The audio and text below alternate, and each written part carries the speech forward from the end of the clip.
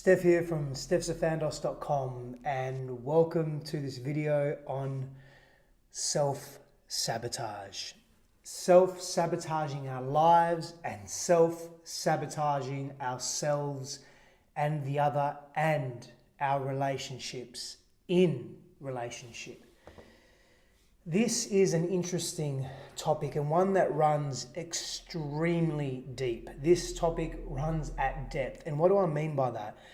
There are so many layers to the manner in which we choose to move through life, and the manner in which we choose to behave, in the manner in which we choose to be. Self-sabotage is something that is painful, and it continues to be painful and disrupt and disconnect our lives more and more until we realize the source of our self-sabotage, until we are able to connect to who we are and how we choose to move through life.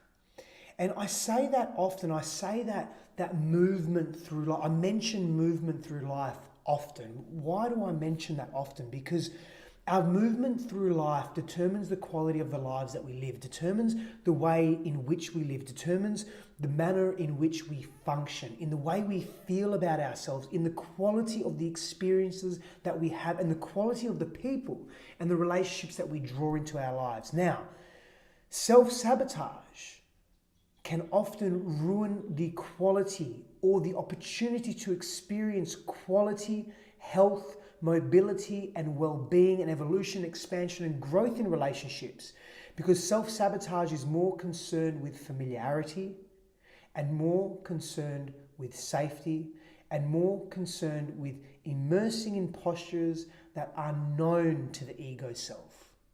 I'll go into that a little bit later, but I wanted to begin with that in this particular video lesson and really speak openly to, well, self-sabotage can just do that. It can sabotage and destroy our lives and the quality of the experiences that we have.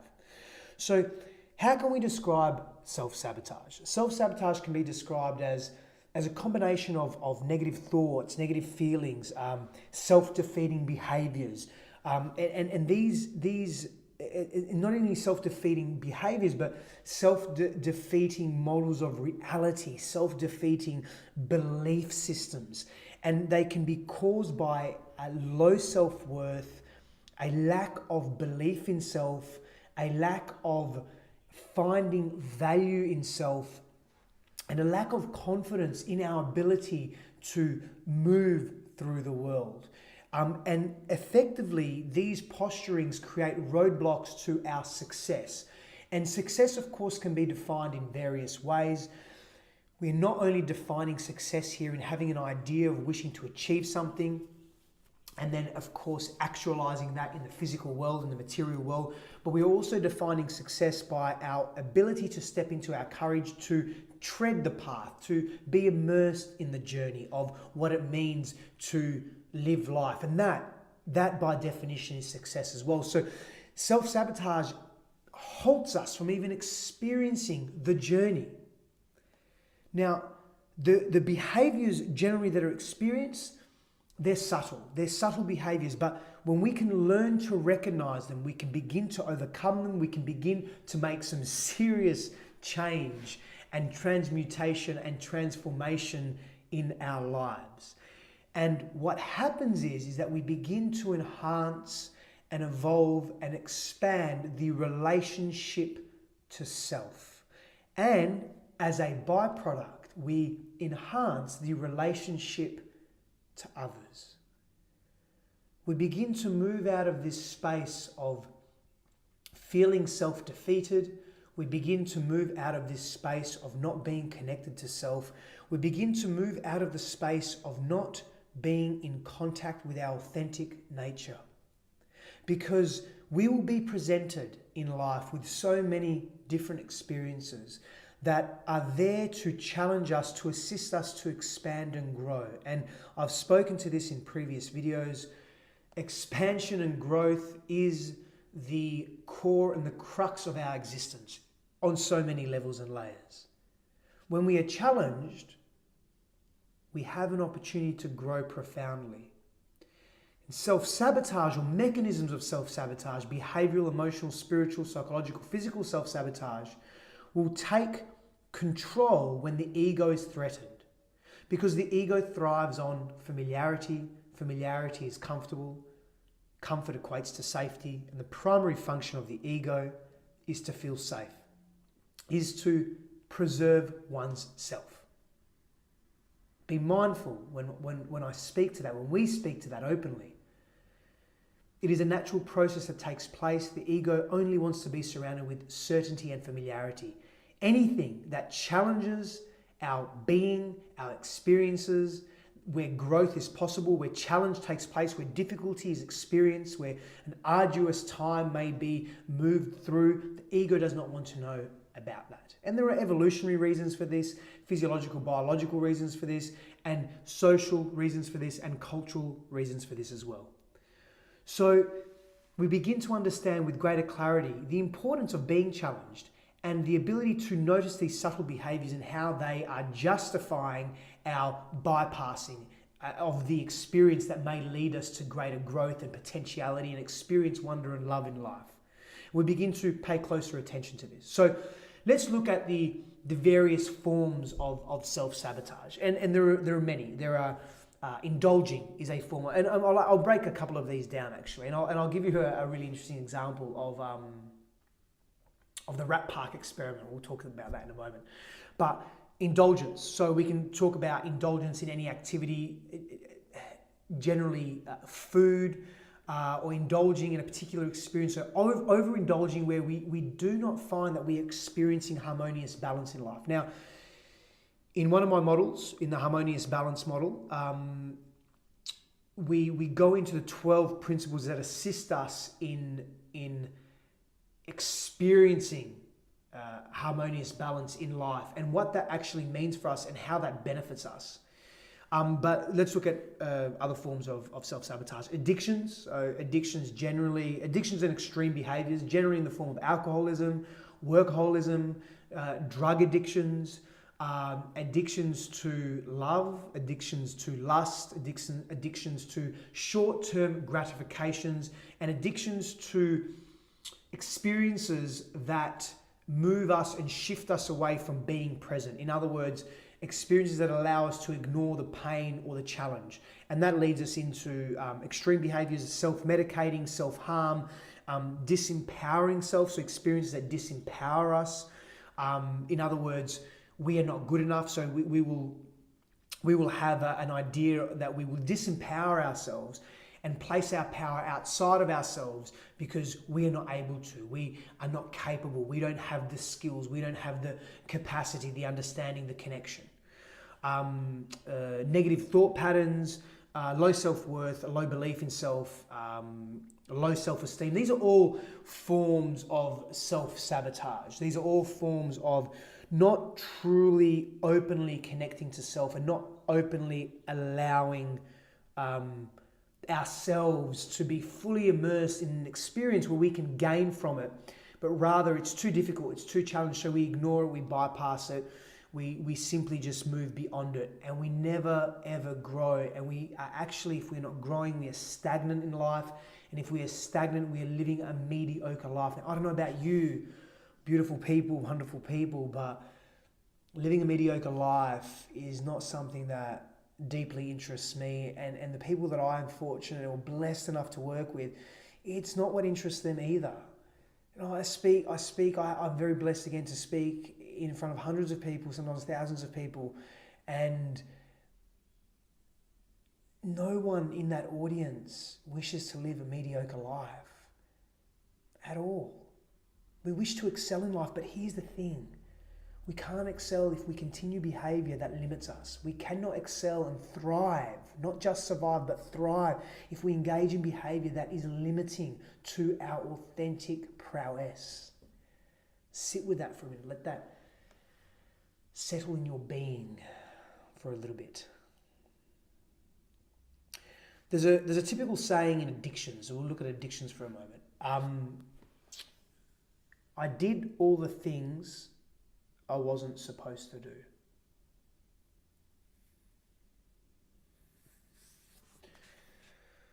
I did all the things I wasn't supposed to do.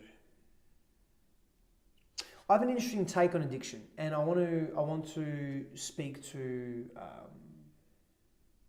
this experiment, this Rat Park addiction study, and it's really about isolation and social cohesion. And we'll generally wish to isolate ourselves in order to keep ourselves safe, because sometimes if we entangle or intertwine too much in a social manner, and there's a balance, of course. Too much in a social manner, we feel that we lose ourselves, we feel that we can't contribute, we feel that we are going to be critiqued and judged. So it's sometimes easier to isolate and easier to run from our problems, perceived problems, our challenges, our difficulties, the pain and the fears that we are experiencing. So I'll make this really, really short.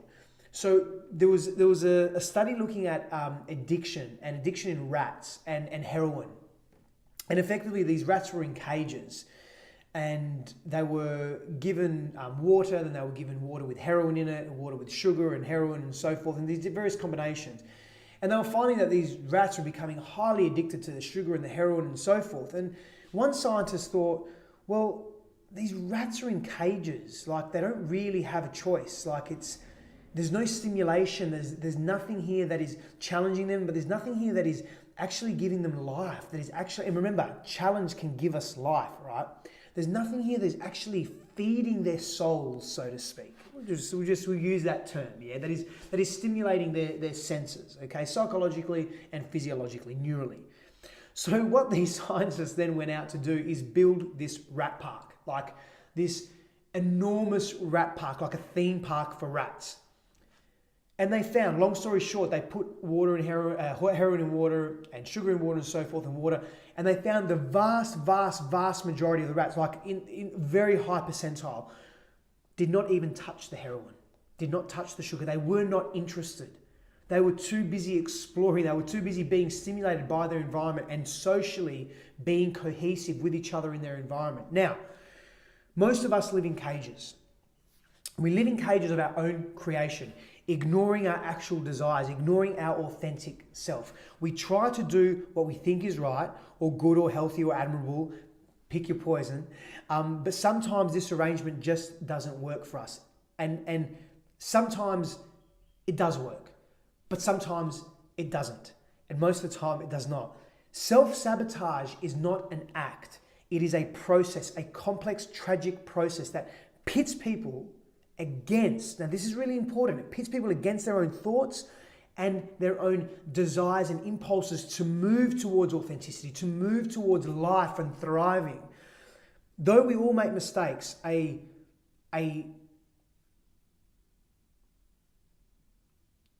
true self-saboteur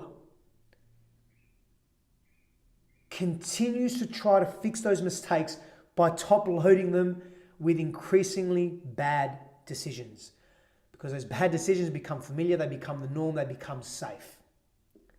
Addicts, for example, present a parade of excuses and delusional thinking while avoiding the painful, decisive action that is necessary to set their lives in alignment, to transform their being, and to take themselves from one place of despair and disorientation and disconnection to a place of connection, love, life. All too often, we hear these stories, these stories of such talented, wonderful, beautiful, immensely empowered individuals who, despite so much potential, allowed drugs and alcohol, or rather allowed addictions to drag them down. The addiction can take form. The addictions, so here's my take on how the addiction takes form. It's a combination of what is culturally prevalent in one society. It's also what is culturally prevalent to the individual and how one has interpreted life and how one adheres to life. So what interests someone in life and what stimulates them. And so the addiction will take form based on someone's values, what they think is important in life, yeah? For example, if an individual thinks that working hard and discipline is something of great importance, it's a deep embedded value because they've interpreted that as they've grown up through their family values, then they will generally probably become workaholics, as an example, yeah? So we begin to understand, though, that we can actually resolve addiction largely through providing ourselves with strong support networks, cohesive, reliable, trustworthy, revered, respected support networks, to help us understand that there is not only an option of despair and disconnection, and that we needn't self-sabotage ourselves continuously, but we have a capacity, a great, tremendous capacity, to be completely in touch with our being through the assistance of others. Find people that you can trust, respect, and revere in life, and life will be very different. Procrastination is another form of self-sabotage, and when it comes to self-sabotage, like procrastination is like king. It really draws us away from what we authentically value most, and it's king because it's so fucking subtle. There's such subtlety in procrastination, and we can justify it so easily. It's just like if you've been a perpetual student, or you're a student of life, or you're a student of university or high school or whatever it may be, you just simply love to study. But parts of you sometimes really struggle with study. We will find every excuse. Oh, I've studied a lot this week, or I've read that, or it will be okay, or I can read it tomorrow, or I deserve to have a break, or I should watch this movie, or whatever it may be. Yeah, right. We can so easily justify, and why? Because procrastination is the gap between intention and action, and it is this gap that the self operates in. And this undermining behavior lies in not closing the gap. So the longer we allow that gap between intention and action to occur, the more we procrastinate. And procrastination allows us to extend that gap, and we get nothing done, and we immerse ourselves in a state of being that is not aligned with who we truly wish to be. And you can begin to connect to the problem with this. And in fact, we can relate to this to relationships as well. This becomes interesting. Should I get her the flowers? I'll get them tomorrow. Should I say what I feel I wish to say?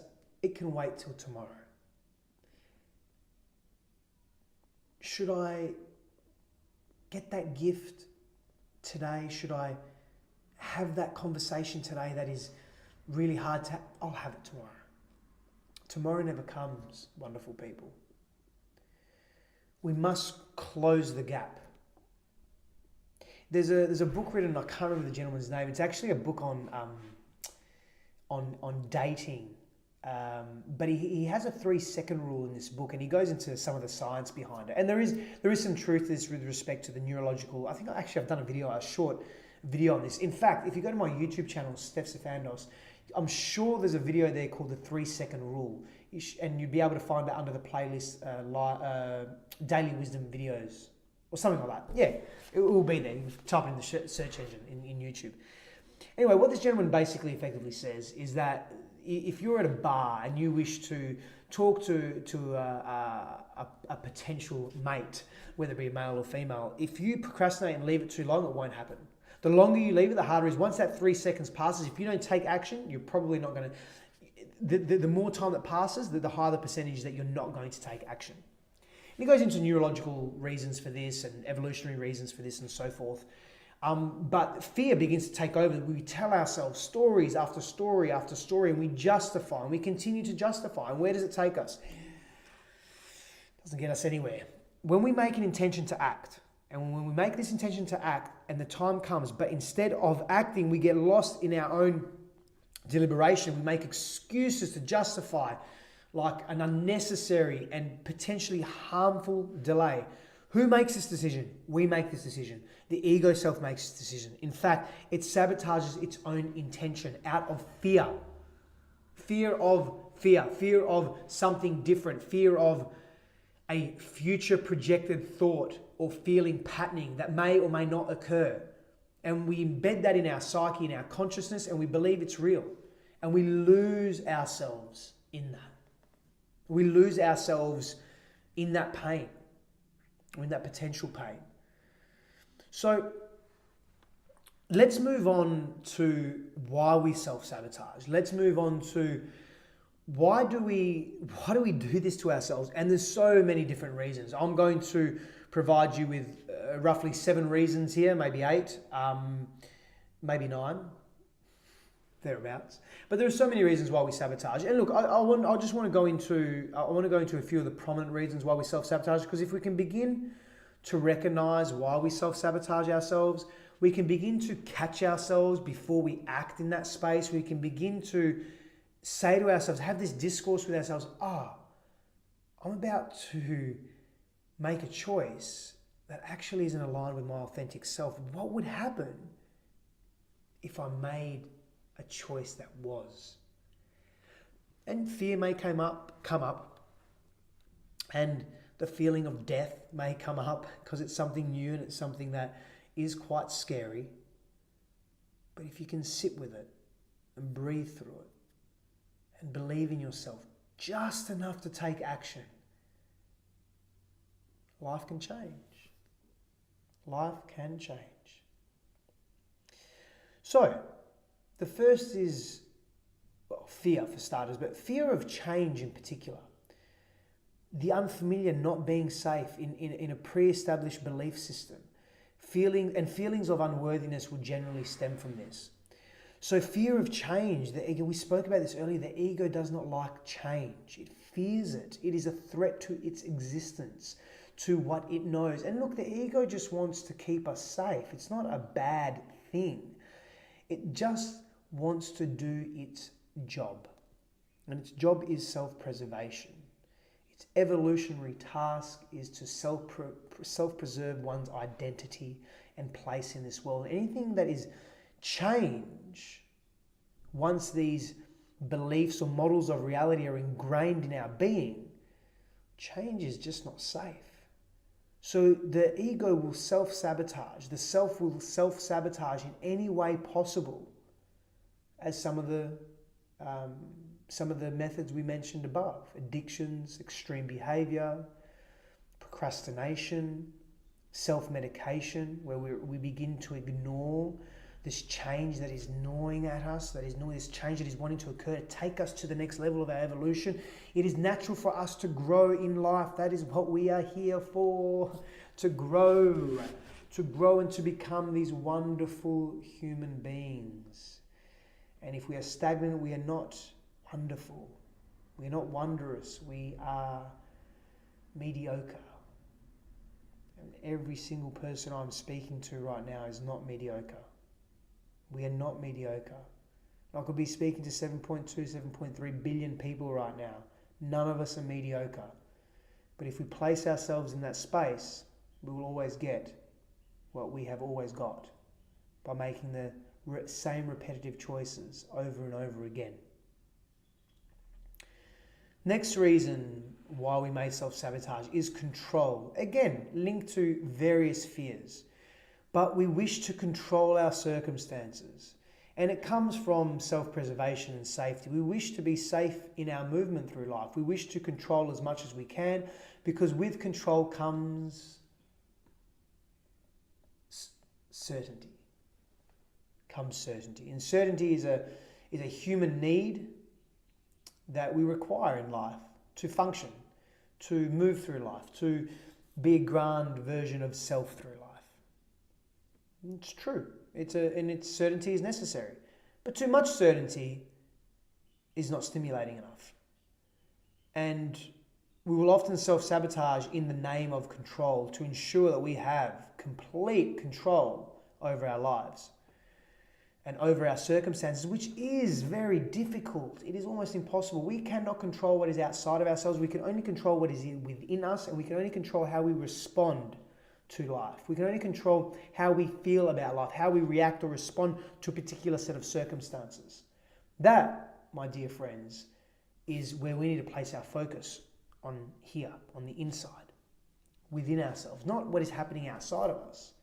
And we can assume various postures, and I'll speak to them a little bit later, but just briefly touch on it. One of them can be our ability to have preferences instead of expectations, where we are able to be very open to what life presents us. We, of course, move through life with an intention, a specific intention, and a love for self, and a love for our purpose and our path. But we realize that we have a belief system and a model of reality that we cannot control what is outside of us, and that life may happen But it is happening for us, not to us. It is happening for us, not to us. It is happening for us, not to us. And that attitude, that attitudinal posturing, allows us to be more open to the value and the lessons and the valuable teachings that come from life. And that allows us to relinquish that control, hence lowering our ability to self-sabotage, lowering our yearning to self-sabotage, our unconscious yearning to self-sabotage. Low self-worth is another important factor, and cognitive dissonance here really provides us with the answer. So basically, people like to be consistent in life. Consistency is so important in life. Consistency is everything, whether we are addicts or whether we are successful lawyers. Consistency in our actions will provide us with proficiency and exposure and wisdom in a particular area of life. Consistency is everything, yeah? And you can still be wise at engaging in extreme behaviors.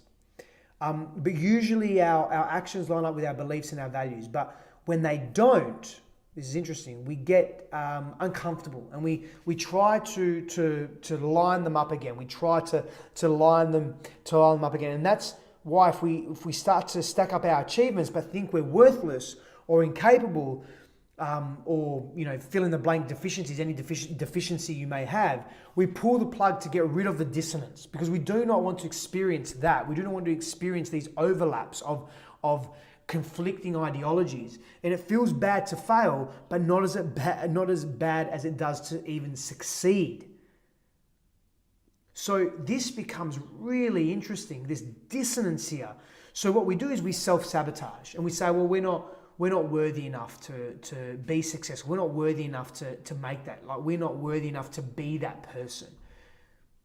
We don't have that belief about ourselves. That's not true. And we start to succeed. It becomes very fucking overwhelming, believe it or not. We want to succeed, but it's like, whoa, somebody's telling us, well, you're not good enough. What are you doing? Why are you even being good at this? Why are you being proficient or healthy in this space? Why are you having a healthy relationship? No. There'll be none of that. No. You can't have a loving relationship. You're not worthy of love. Do something to fuck this up. Do something to destroy this relationship. Do something for your partner to say to you, I do not want to be with you anymore. And that's how powerful this fear is. That's how powerful this dissonance is. That's how powerful low self-worth, self-esteem, self-value is. It's debilitating and demoralizing for the self. Next, perceived fraudulence. This is interesting. So we don't actually believe in our abilities. As we become more responsible and engaged deeply in our lives, we look for distractions because we believe we're frauds. We believe we don't have the capacity. So we make excuses and we take actions that deter us from living a life of truth or being challenged. Isn't that interesting? The ego's are, it's almost its own entity, isn't it? Everything within us is connected. Everything within and without us is connected. We are deeply connected beings, of course. And it becomes so interesting to understand life from a perspective of value and worth. Because when we choose to be worthy, life changes for us dramatically. Familiarity. So this is another one. Again, people love consistency. Time and time again, we even choose consistency over happiness. We will choose consistency over being fulfilled, over having meaning in our lives, over experiencing true joy and happiness. If you're used to and accustomed to being neglected, abused, ignored, or exploited, it's oddly comforting to keep putting yourself in that position because it is so familiar. It is what you know. It is what equates to being alive, to having consciousness. And you've probably been there your whole life. And while you're not happy, the devil you know is preferable to the devil you do not know. That's deeply self-explanatory. People will put themselves through pain. And here's a really powerful example. Assume for a moment you have been conditioned as a child, or if you've been brought up in a very violent, aberrant set of circumstances by your primary caregivers, and you've interpreted that as that is the norm in relationship. So when you immerse yourself in a relationship, it's loving in the first stage of love, right? And I've done a live video feed on this, and you'll be able to, again, on my YouTube channel, Steph Safandos, you'll be able to see, I believe it's called, the title is The 3 Stages of Love, under live video feeds, the playlist live video feeds. And we speak to the first stage of love, the hormonal stage, where everything is just exciting, everything is connected, hormones are rushing through your body, you're opening up to your partner, you're expressing the fullness of self, you are allowing yourself to be free and liberated. And then we move into the second stage, and in that second stage, shit gets real. Life gets really real. We start to expose ourselves, become more vulnerable. Now, if you're accustomed to that aberrant, violent behavior, but your partner is being loving with you, and there's layers and complexity to this as well, guys. So I'm sort of skipping that now because it's relevant, but it's not too relevant for today's discussion.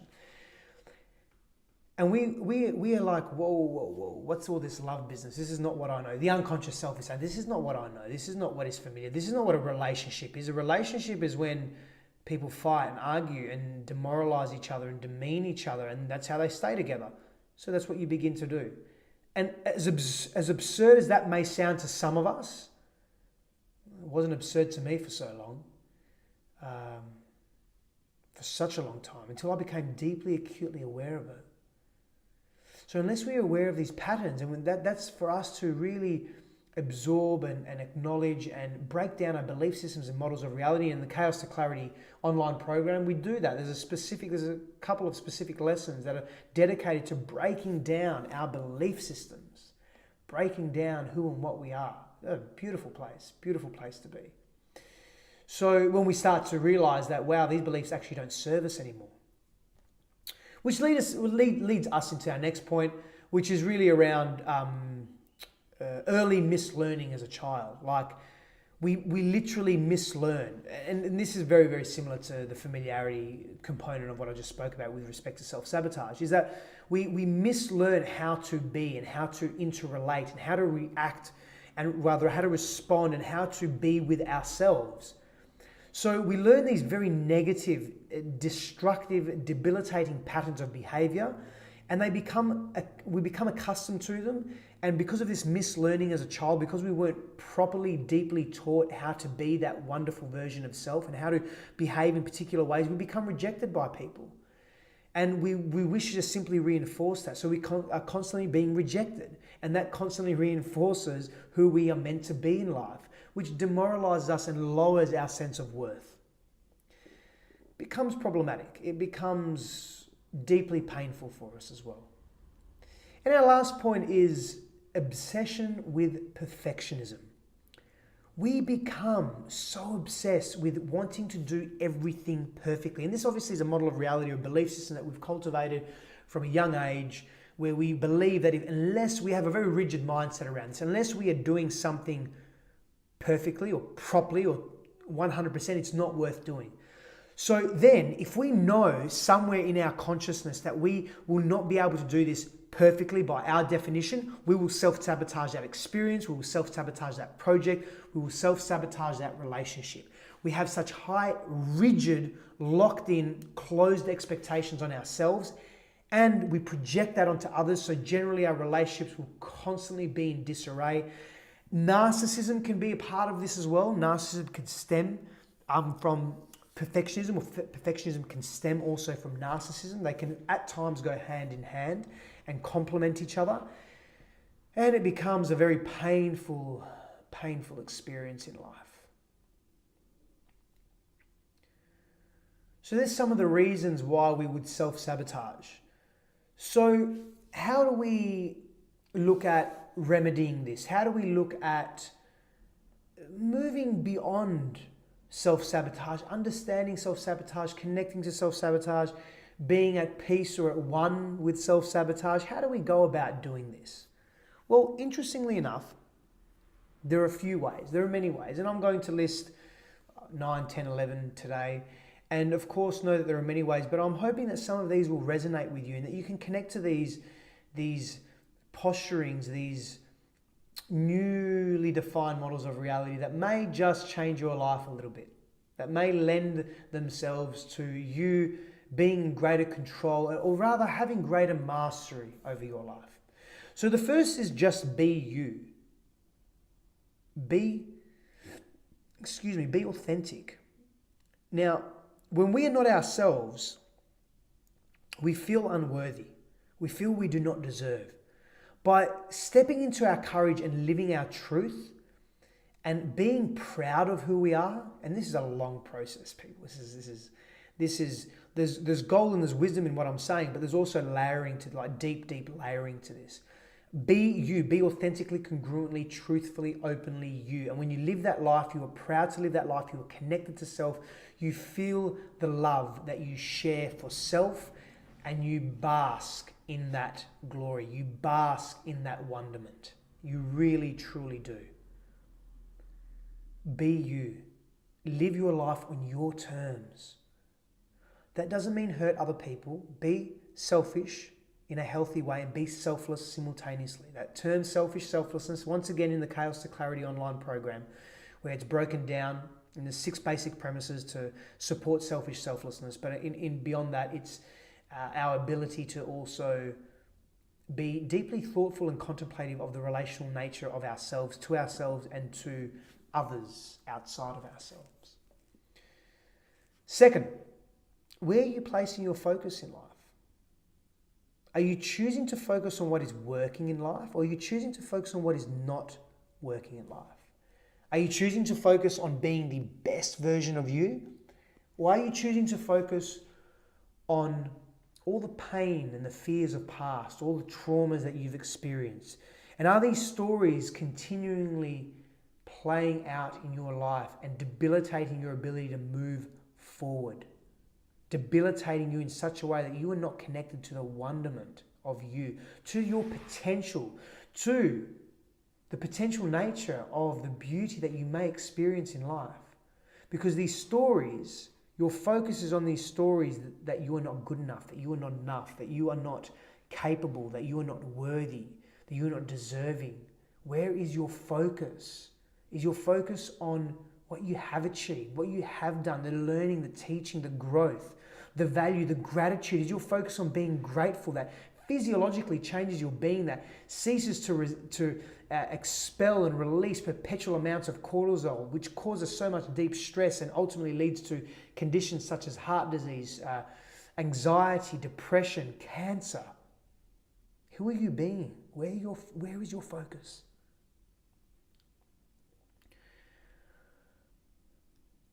Change. Learning to embrace change. Learning to embrace change and fear. Fear is our friend. Change and fear is feedback into our beingness. If we can adapt, be robust, be fluid and flow with life, we are empowered. What is the worst thing that can happen? Ask yourself that. What would happen entering the void? What would happen entering the unknown, the silence, the darkness, the mystery of life? Now, I went through this. I went through this profoundly, deeply. It transformed my being beyond measure. I chose consciously to enter the darkness, to enter the void, surrender to the mystery of life and not know. And I was scared. I was scared. I was suicidal. I wasn't just scared. I was contemplating physical death because the pain was so much and so deep. There was complete fragmentation of my being. I was exposed to emotions I've never been exposed to before. Pain I'd never felt before. Physical, psychological, emotional, spiritual disconnection and pain. But I chose to surrender and I chose to embrace fear and in the pain. And it transmuted my life. Change can be scary. It means leaving your comfort zone.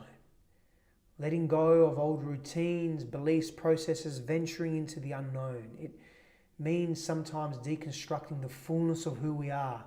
The idea of undertaking a new challenge can bring up extremely uncomfortable feelings, It may cause us to doubt ourselves, our abilities, our intelligence, our capacity to overcome these obstacles, this darkness, this mystery, this unknown that may arise.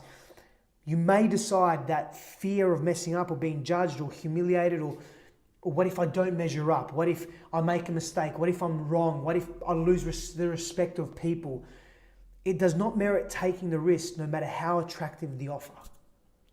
We go through that. Conversely, there is a fear of success. There's many people who are afraid to unleash their full potential, not because they fear they will fail, because they fear their power and their ability to succeed. Some are scared of successes and happiness because of the changes it will bring. They feel they may not deserve it. They may be judged by others. They may be critiqued. They may be pushed out of their social circles for being too successful, or even losing that success once they get it. And others dwell on the potentiality of the negative reaction of their friends and their peers and their family that are concerned about losing love and acceptance because of envy and jealousy and resentment and fear and pain of that. Such beliefs, they tap into deep-seated self-doubt and often result in self-sabotage. So by understanding that change can be scary, that by embracing change, by being open to change, we overcome so much pain. We overcome so much disconnection. Next, overcome, move through, connect to your fears. This is specifically on fears, especially fear of intimacy, freedom, commitment, being loved. This is deeply linked to relationships. And relationships are so important in life because we are relational beings, people. We are beautifully relational beings in life. Like, how powerful is it to realize that we need each other, we need ourselves, we need each other to grow, to learn, to become, to love fully in life. Like, the inner saboteur is completely activated when we experience strong emotions, particularly positive ones. Bear with me here. If someone expects rejection but gets joy and happiness, it conflicts with our repressed expectations, our unconscious expectations. Like, becoming a saboteur is a way of dealing with that, creating an outcome that doesn't conflict. It does not conflict with our core belief systems about self, which we have cultivated and attached to as a young child. So we must look at our models of reality and belief systems constantly and consistently, and our limiting belief systems. And it's quite common for people to want what they can't have and to cease wanting it when they eventually get it. And another common behavior, and this is quite interesting, is to pick fights, is to create arguments with a loved one, especially when the partner is being particularly kind or loving, and there's no rhyme or reason to it. There's no clarity as to why that is even occurring. But unconsciously, it's the body striving to get back into what it perceives as homeostasis. The unconscious self moving back into homeostasis, and that's so important. What you experience as a child will define your understanding of relationships and of conscious relating or unconscious relating. If you were exposed to violence but received love, are you sabotaging that with specific behavior because it is unfamiliar and the unfamiliar is unsafe? And we spoke to that earlier. How do we relate to that fully? It's an opportunity to gain a healthy perspective on life and establish healthy, flourishing beliefs that align with our core values and can take us to a place of enlightenment. But if we self-sabotage, we will simply get what we have always got and remain in stagnation.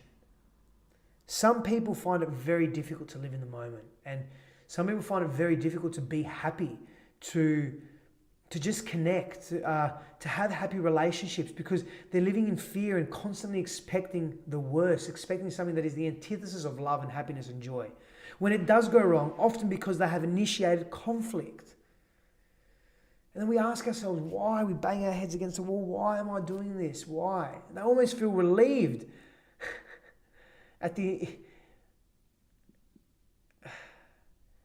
they feel relieved at the misery that vindicates these negative beliefs. Expectations, like they're so rigid. Let them go. Have preferences instead that open us up to life, that places an open state of being, open our heart, and allow us to observe life from the vantage point of, this hurt, but what can I learn here? This is painful, but what can I learn here? Where's the growth? Yeah, that's what we want to move into. That's where we want to be. Next, observation, like observe where you are sabotaging your life in reference to a relationship. So here's a tip for you. Literally make a list of your ideal dynamic within a relationship. What your conscious ideal dynamic is. Not your unconscious safe self, but what your conscious ideal of a relational dynamic is. And refer to this when you know you're not behaving in alignment with that manner. So when your unconscious self is taking over, revert back to your list and say to yourself, okay, why am I doing this? What is happening here? This is not me. Time for a change. Next, surrendering to what is, acceptance and focusing on our inner locus of control. And we spoke to this earlier. Accepting what is outside of your control cannot be controlled by you, and to let that shit go.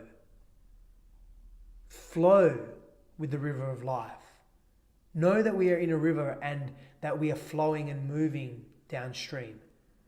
And we must accept that sometimes there are going to be boulders, logs, beavers, animals, something that will block that flow, that transition. We may have to change course, but we can accept that. That is acceptance. That is us moving with the rhythm of the tide. Acknowledging that we're in that free-flowing river is deeply empowering. So be with that. Like surrender to what is. That will assist us in shifting from a place of self-sabotage to a place of empowerment. Make the unconscious conscious. It's as simple as that. Begin to observe your behaviors, your shadow self elements. And again, there's a complete lesson on the shadow self in the Chaos to Clarity online program, which you can access, of course. And it's deeply powerful to begin to make the unconscious conscious. And there's processes with how we do that. But that is so important to begin, because when the unconscious becomes conscious, it becomes malleable. It means that we can actually make transmutations in alignment with our highest values and our purpose and what we value most in life. Yeah. Next, think past yourself. So every time you're about to self-sabotage, whether it could be with having one too many drinks or reverting to alcohol or drugs to forget about a painful experience, or to sabotage your promotion at work, or to sabotage you starting your business. Just think, you have no fucking right to deny your brilliance of the world. The world needs you. Think beyond yourself and tell yourself that. That is your mantra. The world needs me. I have no right to deny the world of my brilliance. For the people that are in my life and the people I have not even met yet. They need you. I know they need you. We would not be having this conversation if they did not need you. You would not be here if they did not need you. There are people that need you. Think beyond yourself.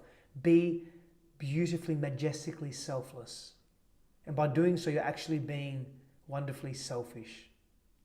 Feel into that, yeah? Now, this is an interesting one. Picture yourself as two beings in one body, like automatic versus manual, or conscious versus unconscious.